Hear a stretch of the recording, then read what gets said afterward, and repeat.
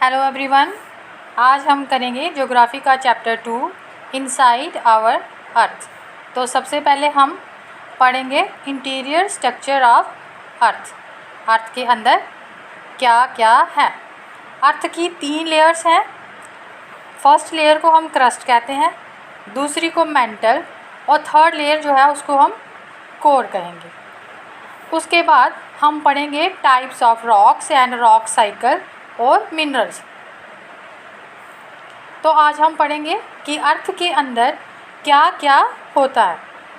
हम अगर अर्थ को एक केक की तरह समझें और उसमें से एक स्लाइस, एक उसका टुकड़ा बाहर निकाल लेते हैं, तो अब जो स्लाइस बाहर निकाली है तो अर्थ की एक लेयर होती है जैसे क्रस्ट, और दूसरी लेयर होती है मेंटल, तीसरी लेयर होती है उससे कोर कहते हैं।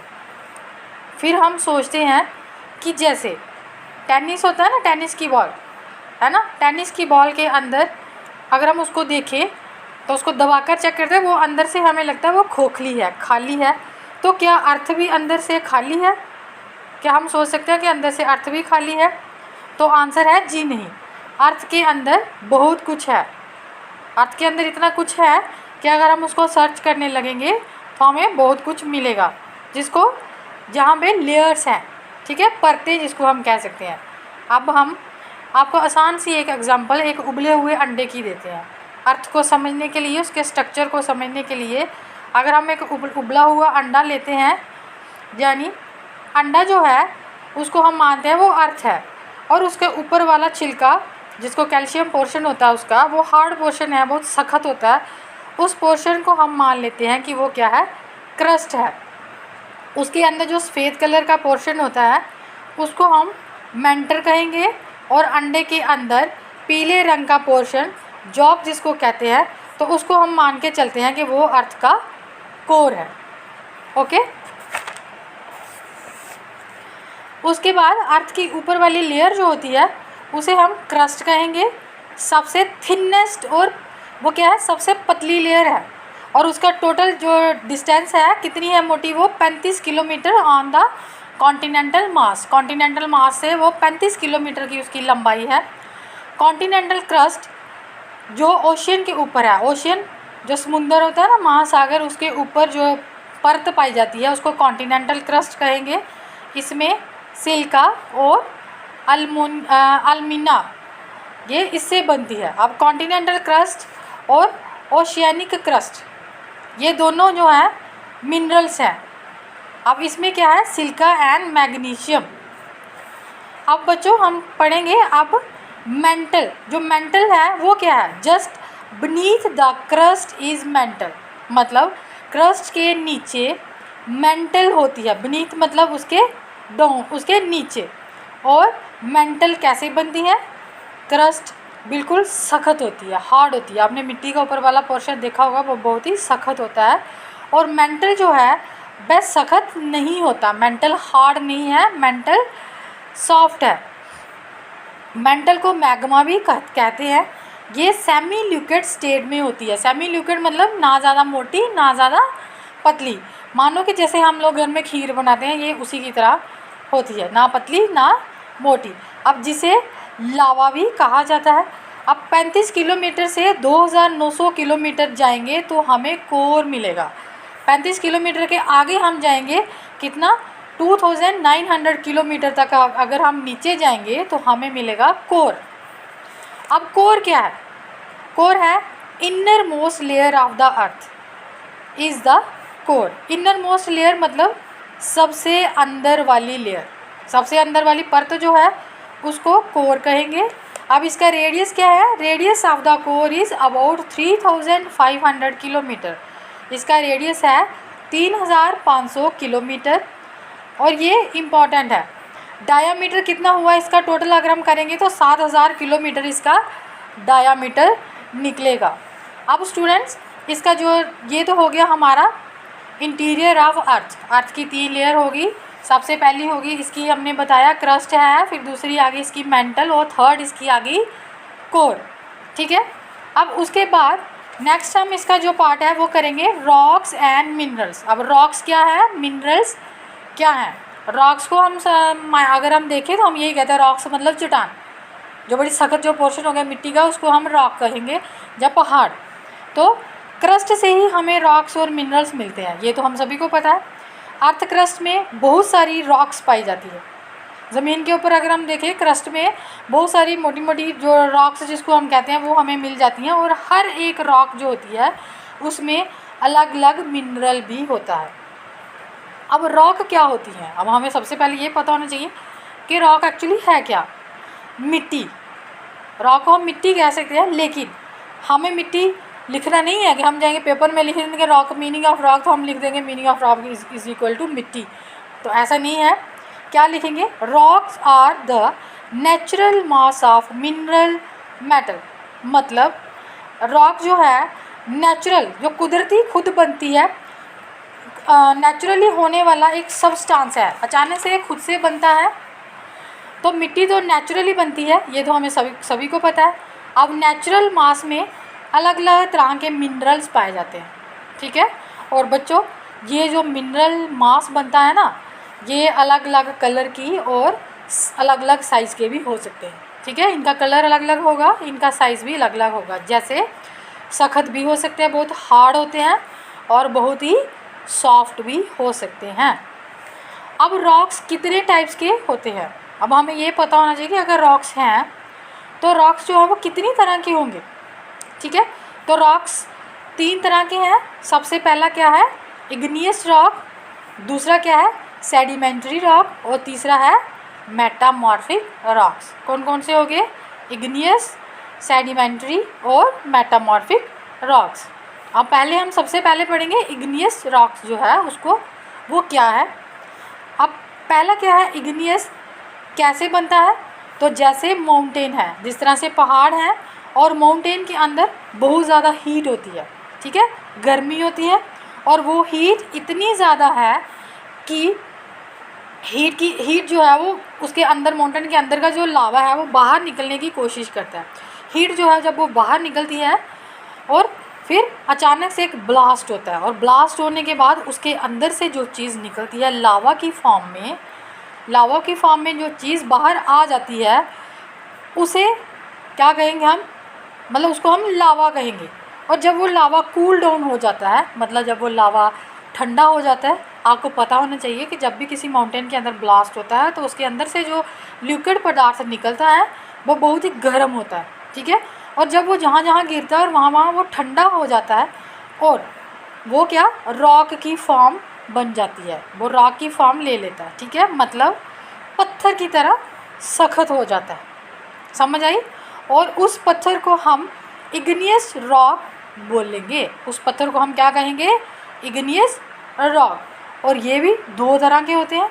अब इग्नियस रॉक भी आगे 2 तरह के होते हैं, क्या, इनक्यूलिस और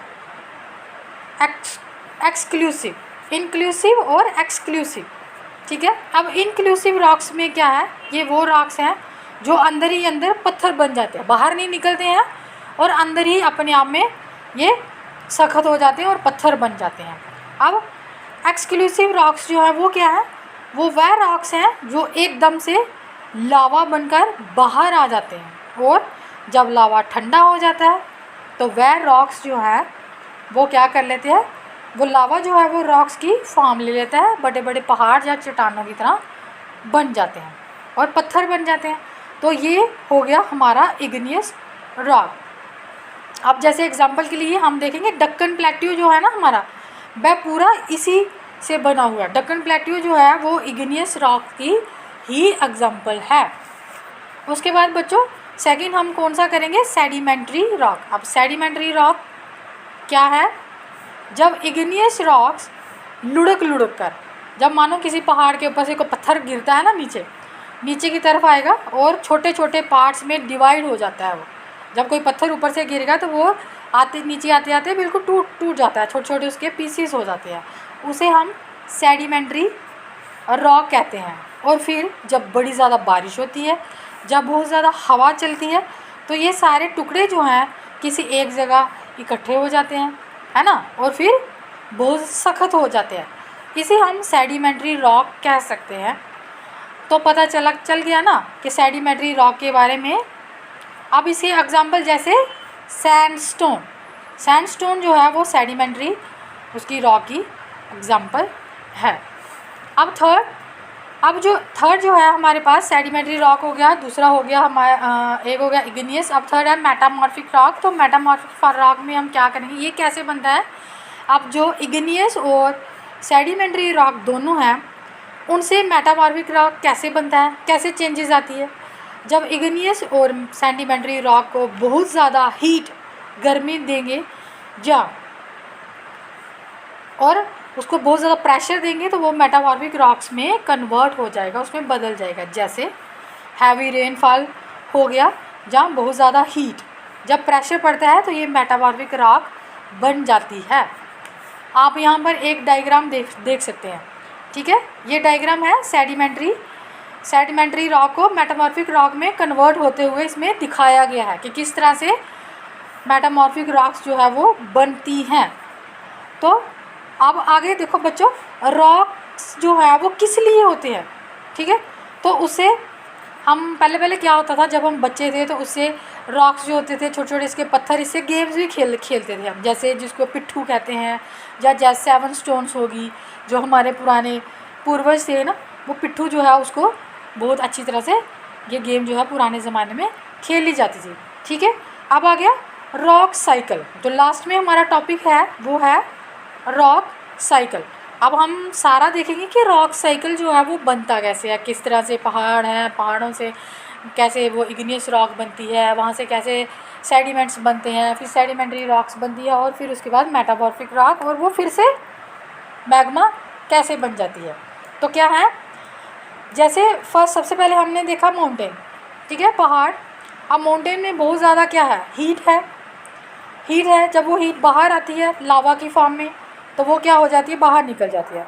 और ये हीट की वजह से ये लावा जो है बाहर निकल कर आता है। जैसे जो लाल कलर का इसमें दिखाया हुआ है ना डायग्राम में, तो उसको हम वो लावा है, दिस इज़ कॉल्ड लावा।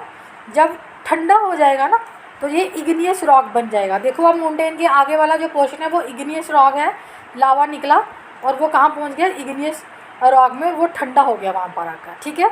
और इग्नियस रॉक में क्या होता है कि ये माउंटेन से लुढ़क कर कहाँ आ गए हैं, नीचे, और फिर ये वहाँ से गिरेंगे और ये नीचे आ जाएंगे। अब आपको मैं एक फ़नी से एग्जांपल बताती हूँ इसके लिए। मानो अगर आपने अपने किसी फ्रेंड को पहाड़ के ऊपर से लात मारी, उसको गिराया नीचे, ठीक है, तो वो लुढ़का और वो कहाँ गिर गया, नीचे गिरा। तो सबसे पहले वो इग्नियस रॉक बन गया, ठीक है। उसके बाद फिर वो वहाँ से नीचे गिरा तो उसके छोटे छोटे टुकड़े, जैसे मतलब उसकी हड्डी टूट गई, टांग, आप बाजू, सर फट गया, तो सेडिमेंट्स में पार्ट्स में हो गया, मतलब उसके पीसीज छोटे मोटे ऐसे टूट गई हड्डी बच रही उसकी। अब अगर दोबारा से ठीक हो गया, मतलब उसको कोई डॉक्टर मिला, उसने उसकी सर्जरी कर दी, वो दोबारा से ठीक हो गया, तो उसको हम सेडिमेंट्री रॉक कह सकते हैं कि मतलब वो ठीक हो के तंदुरुस्त उसका हो गया, उसके बॉडी पार्ट से सारे सही हो गए, तो वो सेडिमेंट्री रॉक बन गया। इस तरीके से आप इसको आसानी से लर्न कर सकते हैं, ठीक है।